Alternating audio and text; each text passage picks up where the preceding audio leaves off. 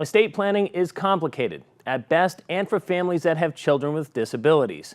There are special considerations and the need for long-term planning. Estate planning attorneys can help families navigate the process. We recently visited an estate planning seminar in Pembroke to learn more.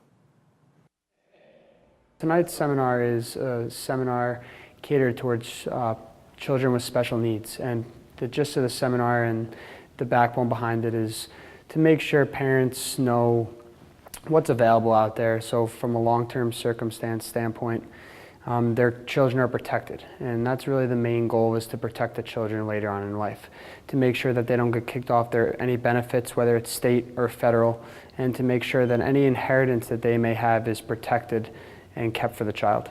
You know, I've had some clients in the past that have, unfortunately, the parents have passed away, and when the child received their inheritance, whether through life insurance, whether through they inherited a house or property, or really anything of substance, they've gotten, the child has actually gotten kicked off their benefits. So they get state aid, they get federal aid, and all that aid is then wiped out, and they're not getting that aid any longer because they have too much income.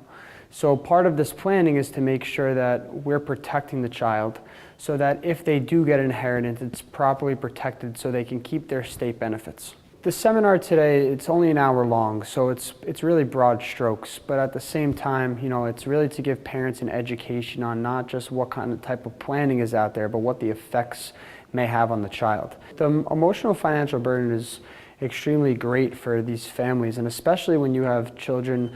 One may have special needs, another child in the same family may not. And it's really important to find out ways on what we can do to provide for the child with special needs. You know, a lot of people may think that if I just give all my money to the child that does not have a special need, then they'll be able to just take care of the child that does have that special need.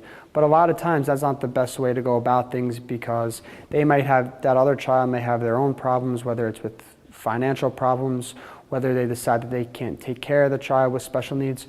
So it's really important to make sure that we're taking the time to protect the child with special needs so they're not left out to dry when the parents are no longer with us.